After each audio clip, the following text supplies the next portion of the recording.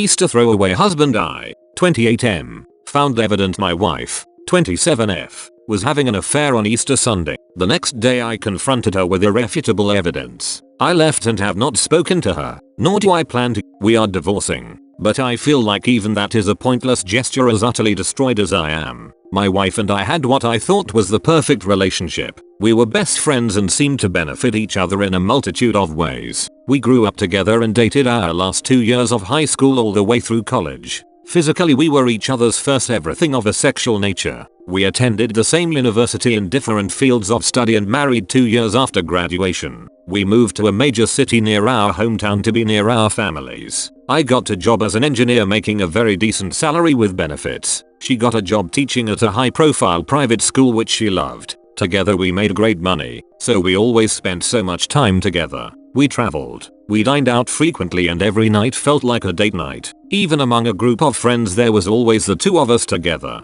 We were so stupidly happy they could have put our goofy love grins as the sample photo in picture frames for sale. Our sex life was great and had always been. Less than 4 times a week was considered a dry spell for us. We had a great life in general. Well, at least that's what I thought. I thought we have had a great life together. But I've come to realize all of that was a lie. We were planning to try and have children soon. This totally blindsided me. I cannot stop crying. I wanted to be a father someday. Now that's an impossibility. Easter morning at the break of dawn, we were supposed to help at our church hiding Easter eggs on the property for kids to find later. We got up and threw on some clothes without showering before driving to the church together. We groggily helped hide obvious eggs for the small children and more secretive eggs for the older kids later that day. My wife took many pictures on her phone of us as well as many members of the congregation. We all ended up having coffee and donuts while conversing before heading home. I'd driven to the church, but I got my wife to drive us home. She commented she was going back to bed for a few hours when we got back. I wanted to preview the college basketball championship game the next night. Because my father was a Baylor graduate, we'd brought my wife's iPad along, which I used all the time like it was my very own. I never expected to see anything, and she didn't anticipate it showing me anything. I'm not very tech savvy, so I still don't know what happened exactly, but I was reading an article as we were walking into the house. In the lower right corner, an icon appeared that said something about photos, then picture after picture appeared one atop the other. I don't know if my wife's phone was syncing to the iPad or our Wi-Fi. Again, I'm at a loss. I saw the pictures were the ones my wife had just taken minutes before outside the church, so I continued reading. Suddenly a few pictures flashed by that looked like they contained nudity, which was very out of character for my wife. I tried tapping on the pictures to go back, but it was like the photos weren't on the iPad, it just showed each one to me for a split second. I opened the photo file on the iPad but nothing remotely pornographic was stored on the iPad that I could find. I realized none of the photos taken at the church were on the iPad, yet I'd seen them flash by. My wife went into the kitchen and got a bottle of water to take with her as she headed back to bed. I watched her walk up the stairs and for the first time in the history of our relationship I felt like she might be hiding something from me.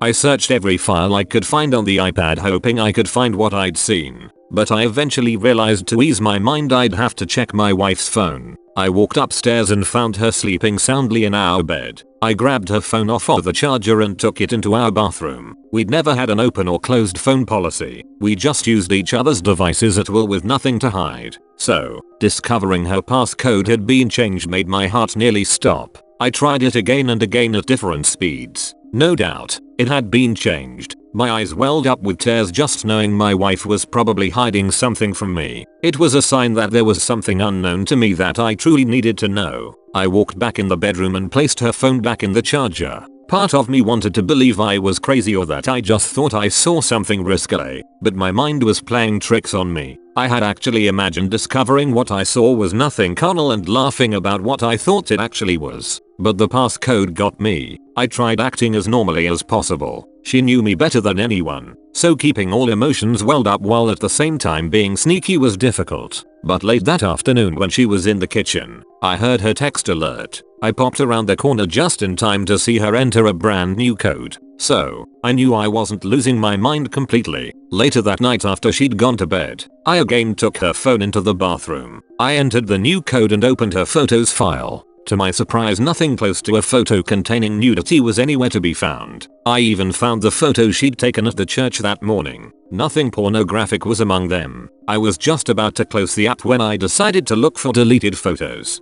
To my surprise, I found 2 photos of my wife nude and partially nude, along with a naked shot of some guy other than me. I quickly sent all 3 pics to my own phone, then deleted that text as well as the photos. I placed my wife's phone back in the holder, walked to the downstairs restroom to make less noise, and vomited like I'd been given ipecac. I'd never seen either picture of my wife before. She didn't do that sort of thing, and I didn't really desire it. I could always have her to myself soon enough given the next opportunity, and I already knew how beautiful she was naked. We just felt like photos like that could always come back to haunt people. She and I were too united as one. We had no need to share our intimacy with the world. Or so I thought. I sure didn't know who the guy was in the picture. I looked at it and felt anger, even having no idea who he was or if my wife knew him in any way. After I stopped hurling my guts up, I laid in the floor and cried like a little child. I had never cried harder in my life, but I just knew something was wrong. I could feel it. I got a few hours of sleep next to my wife before I had to get up to go to work. Every project I was working on got put on hold as I researched how to recover texts from a phone. As it turns out, since the plan we had was in my name through my employer, I could access every message and pic sent via text. Long story short, I recovered raunchy messages, selfies, and yes, even pics and video together, all there. I could say I went and vomited again, but it was dry heaving. I'd gotten rid of the last thing I could throw up at 2 AM. I went down to my car and cried so hard I thought my eyes would bleed. I couldn't imagine the nightmare I was living was real, but I knew instantly everything with my wife, my best friend, was over, and every dream I had was gone. I yelled primal screams of rage. I was thankful she wasn't there at my moment of discovery. I didn't know what I was capable of, and I didn't want her to see me like that. I couldn't think what to do, where to go, who to call. I was just in shock, and the person I would have turned to at a time like that was the very person who had destroyed me. I stopped crying and just sat there in a complete daze, unsure what to do, but certain I didn't want to do anything. I knew what had started off as an unproductive morning was certain to be an unproductive day. I went back inside, met with each team member on the company project we were doing, then left work. I didn't even want to look at my wife, so I certainly wasn't going to go by her school to confront her. I just drove around for hours in shock. I went from tears to rage and back again. The evidence was overwhelming and undeniable. I thought of emailing her and both our families all the information I'd found and then driving my car off a ravine. I truly didn't want to continue living, and I certainly didn't want to deal with the confrontation to end our marriage once and for all. My wife usually got home a few hours from work before I did, so I parked down the street from her school to see where she went when she got off from work. I had it in my mind from what I'd found she'd probably head to her lover's house for a quickie after work. But she left and went straight home. Oblivious I was following her most of the way. I'd printed out pages and pages of texts and pictures at work to show her what I knew. I anticipated confronting her and her denying anything until I showed her proof, leading to much conversation and fighting. I didn't want that. I didn't want to ever lay eyes on her again, talk to her, or be in her presence ever again. Those pictures in particular ended all love I ever had for her in an instant. In fact, in the course of a day I went from loving her more than I knew it possible for a human to love to hating her with every fiber of my being. How she could do to me what she did was mind-boggling. We were done the second she cheated. I was just the last to get the memo. My mind was all over the place. I just wanted to go into the house, pack a bag and leave without seeing her or saying a word if possible. When I walked in the front door, she was sitting on the couch, texting. She may have been texting her mom, her sister, most anyone, but I knew she wasn't texting me, and that day I'd learned the odds were high she was busy doing more things that could cause me more pain. She smiled and noted that I was home from work early. I didn't say a word to her. I just walked down the hall into our bedroom. I got a suitcase out of the closet and began packing clothes for the work week for my stay in a hotel room. She came into the bedroom, saw me packing and asked if I had to go on a sudden business trip. I stopped what I was doing, looked directly at her with a stare of absolute loathing, then continued packing. She walked up to me, asked me what was wrong and placed her hand on my back. I recoiled from her touch like I'd just had some dead animal carcass filled with maggots touch me. I turned and yelled at her loudly to never touch me again before pushing her away. When she tried to ask what was wrong, I called her a disease-filled whore that deserved to have a fiery hot poker inserted into her privates to keep her from procreating. She had the audacity to look shocked and hurt. That's when I pulled out the stack of papers I'd copied, threw them onto the bed, closed my suitcase and began to leave. She sat down to look at the papers. Before I got down the hall, I heard her scream no before breaking down in tears and running to catch me. I made it out the door to my car and threw my suitcase in the back. She managed to make it outside before I pulled off. I extended my middle finger in her direction as I drove away. My phone started going off like a casino slot machine, so I just turned it off. My plan was to completely ghost her and let whatever steps needed to be done for divorce taken care of by my lawyer. I didn't want to know how they met, why it happened and what exactly had occurred between them. She knew damn well infidelity was a deal breaker. Why she was even calling I had no idea but didn't care.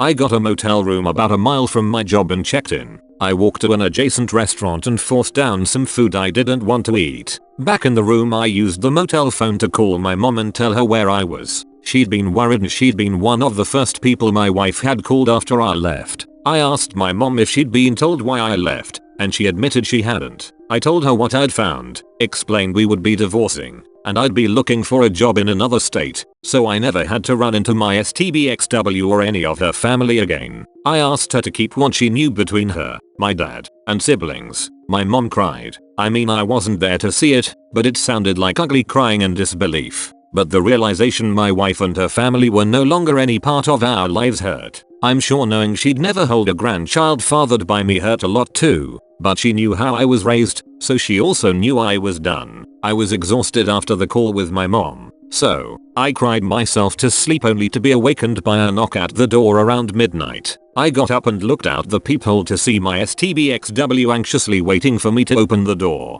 I couldn't grasp how she'd found me, much the less figured out what room I was in. But I did not want to see her or hear her voice. After what she did to me, she lost any right to even look in my general direction. So again, I used the motel phone, but instead of calling my mom I called the local police. I stayed on the line explaining the situation as they sent 2 officers. I watched as the police removed my STBXW from in front of the door and led her over to the squad car. Then one officer knocked on the door and I let him into the room. He assured me they wouldn't let my wife in and asked how I wanted them to proceed. I explained I wanted her to leave me alone and I wanted absolutely no contact with her ever again. He and I filled out all the necessary paperwork for a restraining order. He made sure the RO was what I wanted since it would limit me from being able to go back to my house on my own to get things without police escort. I told him I never wanted to enter that house again. I was done with her and she could have eaten the rest of our belongings. He got her to sign the RO. I watched her and the cops drive away, then went back to bed for a few hours. I made it to work the next day. Everyone asked how I was feeling since they all thought I left due to being ill. I told them I still felt a bit under the weather and told them I'd be working in my office all day just in case what I had was contagious. I called my boss and asked him for a good time to meet in my office.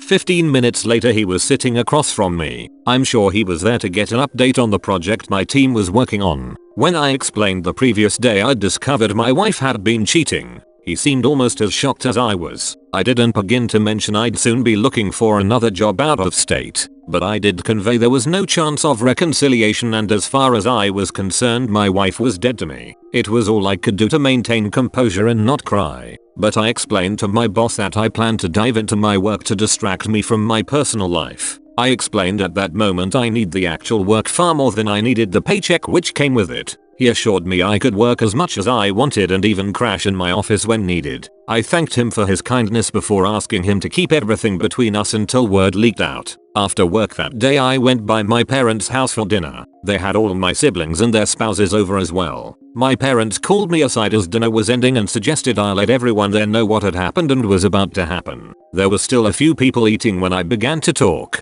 but the news sort of ruined everyone's appetites. They all were as shocked and enraged as I had been. 2 of my siblings had gotten calls from my ex when I left and had felt sorry for her. Both wished they'd known what was going down so they could have given her a piece of their minds. I assured them and the rest of my family I just wanted my wife, and anyone related to her ignored, blocked from contact and ostracized. I explained it wasn't her family's fault that my wife is a worthless whore, and my wife had proved she was unworthy of any attention positive or negative sent her way. I then explained I would be looking for a new job in another state over the coming weeks. Some family members were angered. They weren't mad at me for feeling that is what I needed to do. They were mad my wife sinned, and I was being punished by being removed from those that love and care about me. It didn't seem even remotely fair, I agreed. But the chances of getting every human related to her to leave the state out of shame wasn't happening. The next day I met with my lawyer for the first time. We live in an at-fault state, so the stack of papers proving infidelity was a welcome sight to her. I tried to approach that meeting with 100% logic and no emotion. All emotions are temporary, and letting your emotions lead you through life is a recipe for utter chaos. I explained she and her staff would need to be the go-between for my wife and I until the divorce was finalized. I also explained there was a restraining order in place. I told her I didn't care about any of our possessions. Everything we owned reminded me of my STBXW, so I didn't want a single item or the house we lived in.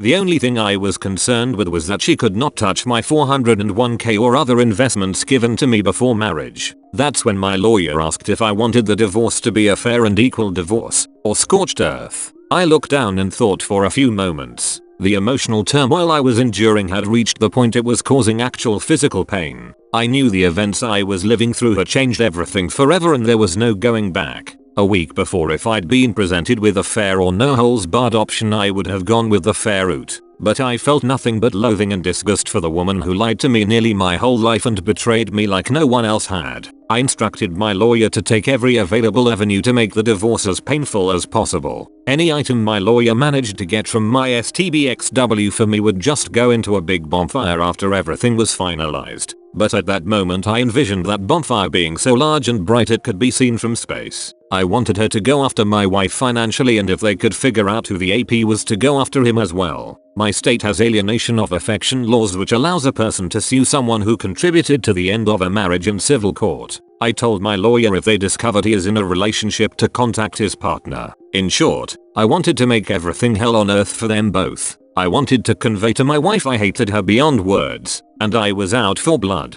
I wanted to destroy her life like she'd so casually destroyed mine and let the pieces fall where they may. My lawyer called me at work today to let me know my wife had been served at her job. She asked me to come by after work to talk with the messenger they'd sent to serve my wife papers. Just knowing she'd been served and was grasping I would never be any part of her life again was enough. But I decided to listen to the messenger in the sole hopes he might tell me my STBXW jumped out of a window after being served. He and I sat in an office without my lawyer present as he explained he'd taken the paperwork by the school at around 10 AM. He checked in with the front office as a courier and a member of the faculty led him to my wife's classroom. She was in the middle of a lesson as the employee opened the door. The courier said he walked past the staff member, asked my wife to verify her name and told her she had now been served with official divorce papers due to infidelity. He said my STBXW was obviously shocked at the speed I was moving, embarrassed to be served at work in front of her students, and was fighting back tears. He told me as he walked out, she fell into the floor and began sobbing uncontrollably. That was all good to hear and I was glad she'd gotten the paperwork.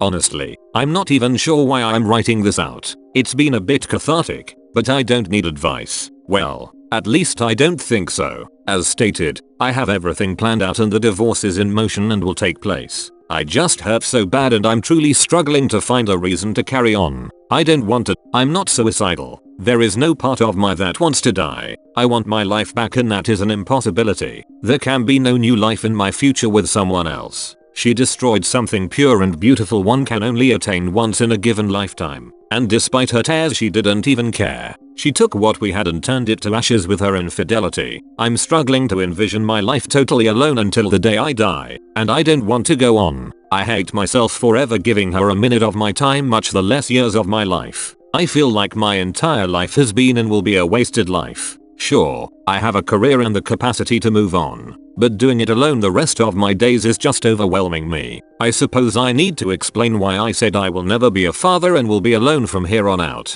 But I was raised a certain way with a certain mindset. My wife was raised this way as well. It's one of the reasons we were so close. I guess in the end she didn't give a damn about her proper upbringing and decided to destroy us both in the process. I was raised to believe that humans were never meant to run around saying oats and having meaningless tawdry sex with random hookups. I believe the most ideal relationship a human can achieve in this life is one where the two have only known each other. I understand in these modern times that point of view sounds archaic to most if not all, but two people discovering intimacy together, Every act of intimacy is a beautiful thing. Nobody has to worry about past partners. Nobody has to worry about diseases and pregnancy. Nobody has to worry they aren't doing something as well as a previous partner they so had, because there were no other partners. You learn together. You grow together. Instead of living a life that would remove any possibility of STDs, unwanted pregnancy, paternity fraud, etc. Our world has made ways to correct those mistakes instead of having to face the consequences of foolish people.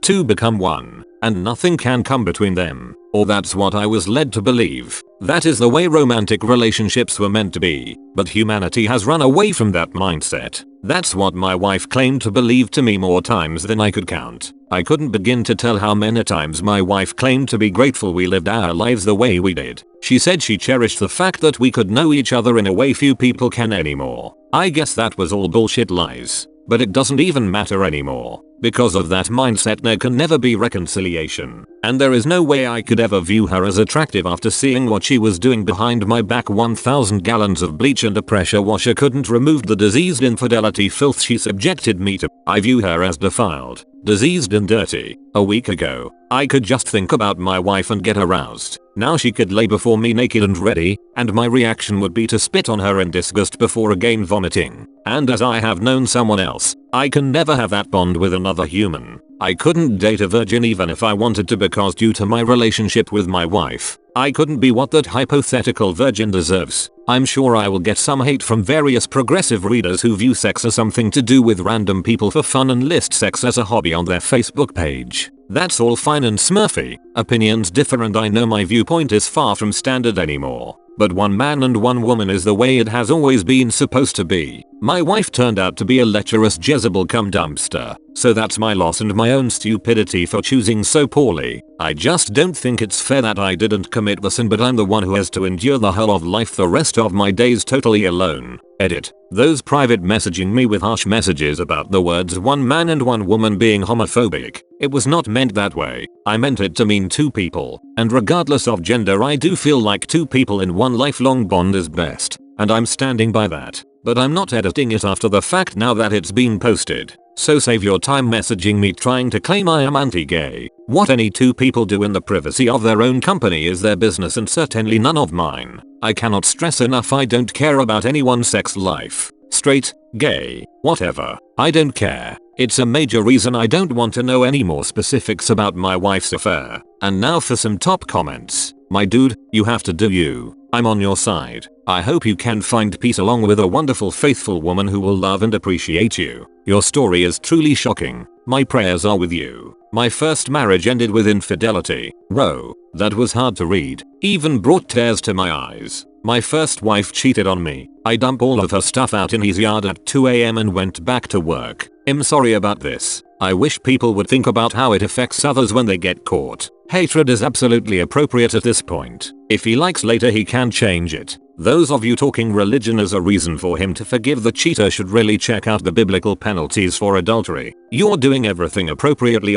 Burn her to the ground and then stir the ashes. Please update as you move through the process. Wow, you're just moving at lightning speed. You're in shock because of discovery. I wish you the best and pray for you. Hate will never get you anything. I am moving as fast as possible. My lawyer basically has various types of divorce paperwork already written up for various scenarios. When she saw the evidence and saw how hard I was taking things, she promised to get the ball rolling. She told me I could stop at any time. There is no reason to and won't be. My wife knew infidelity was a deal breaker. There can be no going back. This is like finding out you have a tumor. The faster it is removed, the better chances for survival the patient has. That is how I approached the issue. All love for her is gone. I could never lower myself to touch her again. There is no point in procrastination. She has ended the life we had together and my life in far too many ways. Why would I want to be attached to someone who did that in any way, shape, or form? And yes, I am in shock. But I am treating this like my wife died, because part of me, a part of me I hate, is in fact mourning the loss of her. But that is logical. Again, it is like losing an arm or leg to cancer. Part of you is being removed forever. Hate, I'm afraid, is stronger than love ever will be in this life. Love is fragile, but hate is strong. Look around the world if you think I'm wrong. We hate each other down deep. We're also divided into little divisions that make others enemies just by existing. That's why what my wife has done is so heinous. She took a rare beautiful example of genuine love and defiled it. The fact she could do that is an act of hate. No love was involved in her actions, at least not for me. But you are right. Hate will never get me anything. But love has now taken everything from me. So what do you guys think? Leave your comments down below. And don't forget to like, subscribe and turn on the bell notification for future videos. In the meantime, check out these amazing stories. Peace.